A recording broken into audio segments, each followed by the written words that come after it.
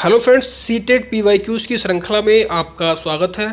दोस्तों, यदि आप सीटेट, यूपीटेट या किसी भी टीचिंग एग्ज़ाम की तैयारी कर रहे हैं तो ये वीडियो आपके लिए काफ़ी महत्वपूर्ण होने वाली है, क्योंकि आज की इस वीडियो में हम सीटेट सितंबर 2016 में प्राथमिक स्तर पर पूछे गए हिंदी के प्रश्नों को डिस्कस करेंगे।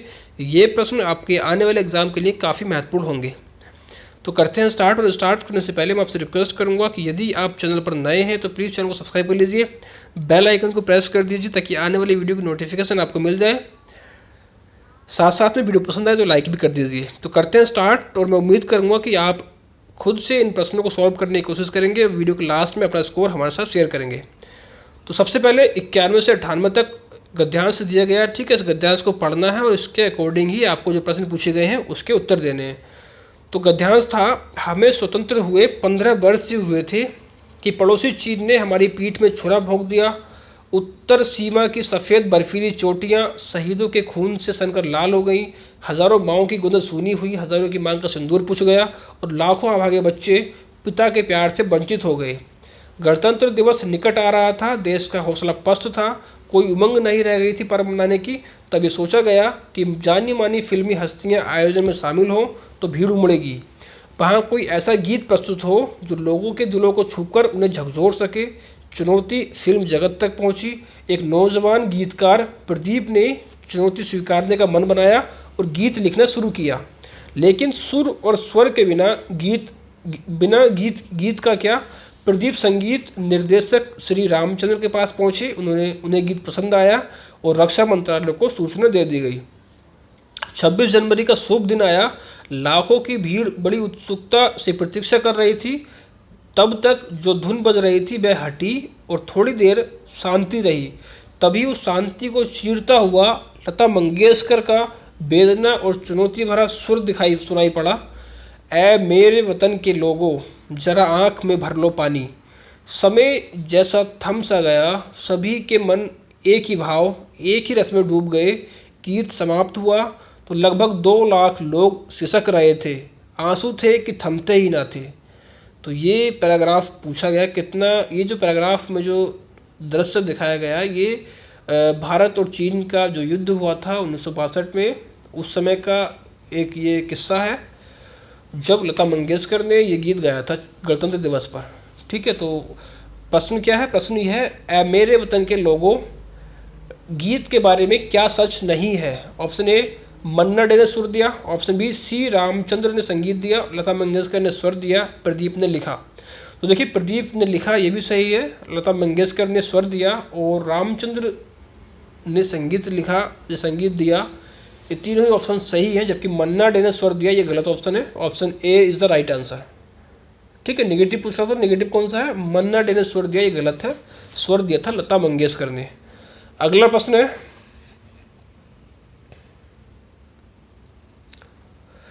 भारत में 26 जनवरी का पर्व मनाने की उमंग न रहने का कारण था। उमंग क्यों नहीं थी? 26 जनवरी के जो पर्व मनाने की उमंग, जो भी लोग थे, क्यों नहीं थी उमंग? ऑप्शन ए, सैनिकों के द्वारा मार्च पास्ट से इनकार। ऑप्शन बी, रक्षा मंत्रालय की अनिच्छा। ऑप्शन सी, चीन का दबाव। या फिर ऑप्शन डी, हजारों युवकों का शहीद होना। क्या होगा इसका राइट आंसर? राइट आंसर होगा इसका ऑप्शन डी, हजारों युवकों का शहीद होना। काफ़ी सारे लोग शहीद हो गए थे इस युद्ध में, तो जिसकी वजह से 26 जनवरी का पर्व मनाने की जो उमंग थी वो नहीं थी लोगों के अंदर। अगला प्रश्न है, रक्षा मंत्रालय को क्या सूचना दी गई होगी? ऑप्शन ए, फिल्मी हस्तियां भाग लेंगी। ऑप्शन बी, गीत प्रस्तुत करने की चुनौती स्वीकार है। ऑप्शन सी, प्रदीप और सी रामचंद्र भी दिल्ली आएंगे। ऑप्शन डी, 26 जनवरी का पर्व मनाया जाए। तो रक्षा मंत्रालय को सूचना दे दी गई कि फिल्मी हस्तियां भाग लेंगी। Option A is the right answer. अगला प्रश्न पूछा गया है यहाँ से, पीठ में छुरा भोंकना का अर्थ है आक्रमण करना, विश्वासघात करना, पराजित करना या युद्ध में घायल करना। तो क्या होगा इसका राइट आंसर? राइट आंसर होगा इसका ऑप्शन बी, विश्वासघात करना। चीन ने विश्वासघात किया भारत के साथ। अगला प्रश्न है, जानी मानी फिल्मी हस्तियों को बुलाने का निर्णय क्यों लिया गया? ऑप्शन ए भीड़ जुटाने के लिए, ऑप्शन बी लता मंगेशकर का गीत सुनने के लिए, ऑप्शन सी शहीदों को श्रद्धांजलि देने के लिए, ऑप्शन डी गणतंत्र दिवस मनाने के लिए। क्या होगा इसका राइट आंसर? जानी मानी फिल्मी हस्तियों को क्यों बुलाया गया था? भीड़ जुटाने के लिए। हाँ, option A is the right answer. अगला प्रश्न है, मांग का सिंदूर पूछ जाना मुहावरे का अर्थ है विधवा हो जाना, वियोगिनी होना, अभागिन होना या अनाथ हो जाना। क्या होगा राइट आंसर? राइट आंसर होगा ऑप्शन ए विधवा हो जाना। मांग का सिंदूर पूछ जाना, विधवा हो जाना। अगला प्रश्न है, देश का हौसला पस्त था क्योंकि, ऑप्शन ए तैयारियां नहीं की गई थी, ऑप्शन बी कोई उमंग शेष नहीं थी, ऑप्शन सी फिल्मी हस्तियां साथ नहीं दे रही थीं, या फिर ऑप्शन डी चीन से मात खाई थी। तो देश का हौसला पस्त होने का क्या कारण था, ये आपको बताना है।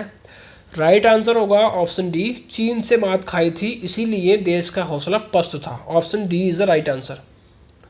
अगला प्रश्न है,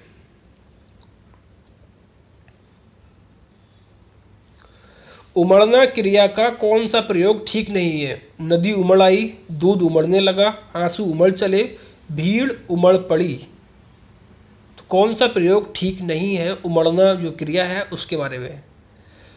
तो राइट आंसर होगा ऑप्शन बी, दूध उमड़ने लगा। देखिए दूध उमड़ता नहीं है, दूध उबलता है, जबकि नदी उमड़ती है, नदी उमड़ आई, आंसू उमड़ चले, भीड़ उमड़ पड़ी। ये सही होंगे, दूध उबलता है न कि उमड़ता। अगला प्रश्न है,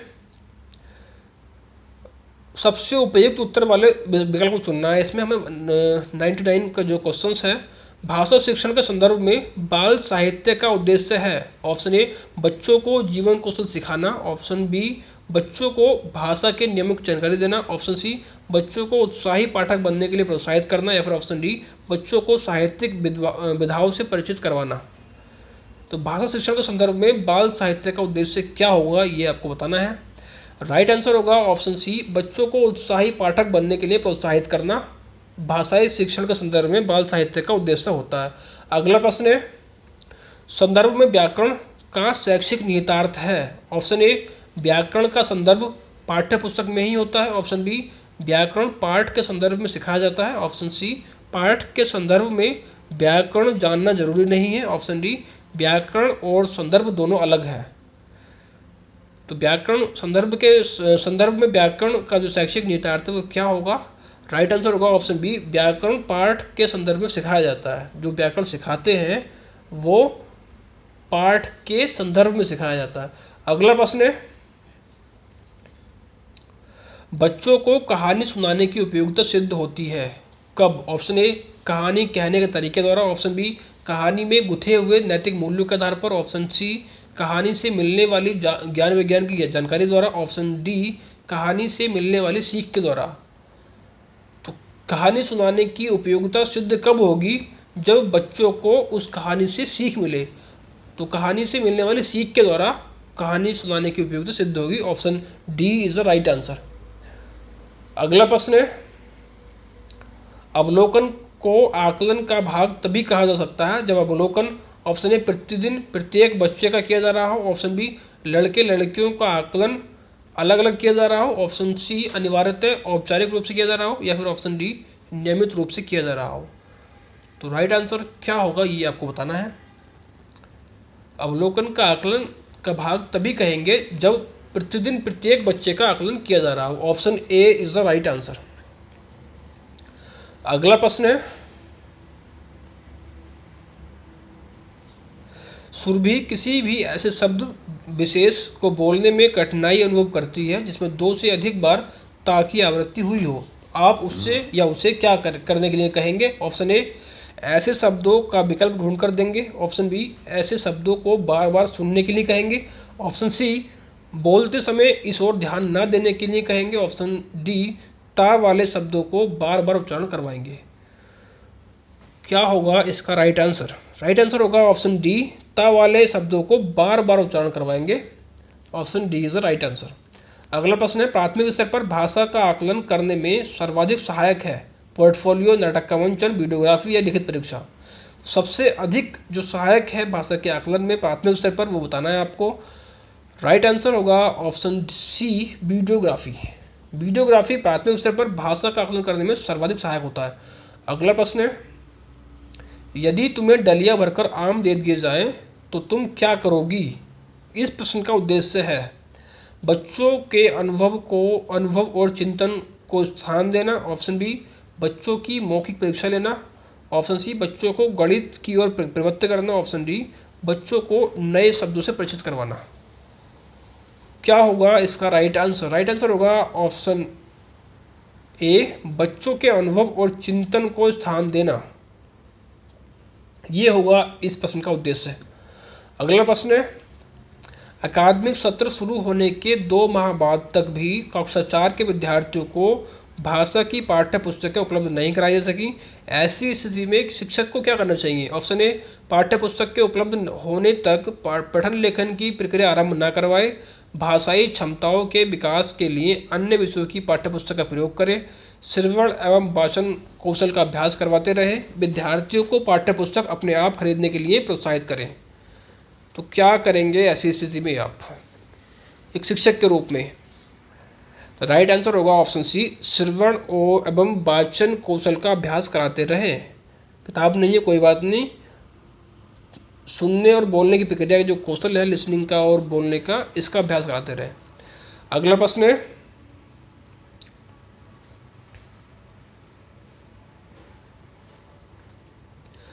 भाषा शून्य में विकसित नहीं होती। इसका शैक्षिक निहितार्थ है कि भाषा सीखने के लिए डैश डैश अनिवार्य है, पारिवारिक संवाद, सामाजिक अंतःक्रिया, विद्यालय पढ़ाई लिखाई या भाषा प्रयोगशाला। भाषा शून्य में विकसित नहीं होती है, इसका शैक्षिक निहितार्थ क्या है? शैक्षिक निहितार्थ है इसका, भाषा सीखने के लिए सामाजिक अंतःक्रिया अनिवार्य है। जब तक सामाजिक अंतःक्रिया नहीं होगी तब तक भाषा का विकास नहीं होगा। Option B is the right answer. अगला प्रश्न है, प्राथमिक स्तर पर भाषा शिक्षण का उद्देश्य है बच्चों को, ऑप्शन ए व्याकरणिक नियमों को कंठस्थ कराना, ऑप्शन बी अक्षरों की बनावट के प्रति सचेत करना, ऑप्शन सी सहज अभिव्यक्ति का अवसर देना, ऑप्शन डी मातृभाषा की लिपि की पहचान करना। तो प्राथमिक स्तर पर भाषा शिक्षण का उद्देश्य होता है अक्षरों की बनावट के प्रति सचेत करना, option B is the right answer. अगला प्रश्न है, भाषाई कौशलों के संबंध में कौन सा कथन सही है? ऑप्शन ए सभी भाषाई कौशल अंत संबंधित हैं, ऑप्शन बी सभी भाषाई कौशल स्वयं ही विकसित होते हैं, ऑप्शन सी सभी भाषाई कौशल पाठ्य पुस्तक से ही विकसित होते हैं, ऑप्शन डी कोई भी भाषाई कौशल अंत संबंधित नहीं है। कौन सा ऑप्शन राइट ऑप्शन होगा ये आपको बताना है। तो राइट आंसर होगा ऑप्शन ए, सभी भाषाई कौशल अंत संबंधित हैं। जितने भी जो भाषाई कौशल है जिसमें सुनना, बोलना, पढ़ना और लिखना है, ये सारे भाषाई कौशल अंत संबंधित होते हैं। Option A is the right answer.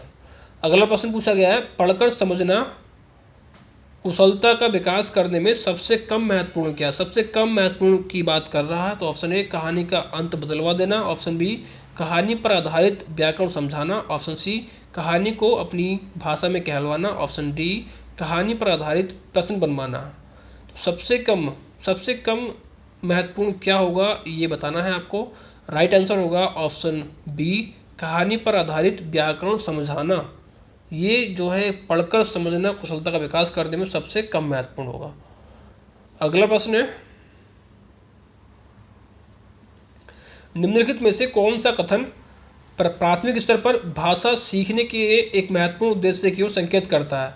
Option A गणित के पाठ्यक्रम के अनुरूप हिंदी में संख्याएं जानना, ऑप्शन बी संज्ञा सर्वनाम विशेषण और वचन की शुद्ध पहचान करना, ऑप्शन सी भाषण, वाद विवाद और कविता पाठ में से भाग लेना, ऑप्शन डी भाषा को अपने परिवेश एवं अनुभव को समझने का माध्यम बनाना। तो क्या होगा राइट आंसर प्राथमिक स्तर पर भाषा सीखने के लिए महत्वपूर्ण उद्देश्य है? राइट आंसर होगा इसका ऑप्शन डी, भाषा को अपने परिवेश एवं अनुभव को समझने का माध्यम बनाना। ठीक है।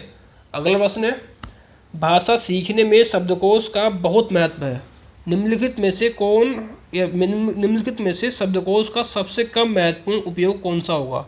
शब्दकोश का सबसे कम महत्वपूर्ण उपयोग क्या होता है? ऑप्शन ए अक्षरों या वर्णों का क्रम जानना, ऑप्शन बी किसी शब्द का अर्थ जानना, ऑप्शन सी किसी शब्द का समानार्थी शब्द जानना, ऑप्शन डी किसी शब्द की सही वर्तनी जानना।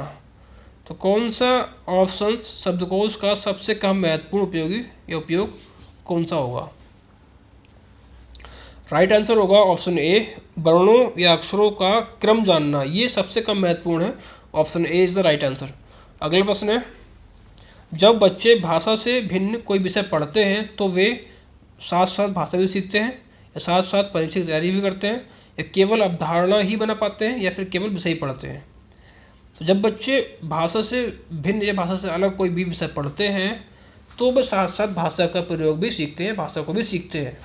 क्योंकि देखिए, बात को समझाने के लिए हम क्या करते हैं, लैंग्वेज का यूज़ करते हैं कम्युनिकेशन के लिए, तो भाषा तो होगी होगी, तो सब चाहे सब्जेक्ट कोई सा भी हो भाषा का यूज़ तो किया ही जाएगा। तो राइट आंसर होगा इसका ऑप्शन ए, साथ साथ भाषा भी सीखते हैं। अगला प्रश्न है, यहाँ पर देखिए फिर से 114 से लेकर 120 तक जो प्रश्न है वो गद्यांश के आधार पर देने हैं, उसके आंसर हमें।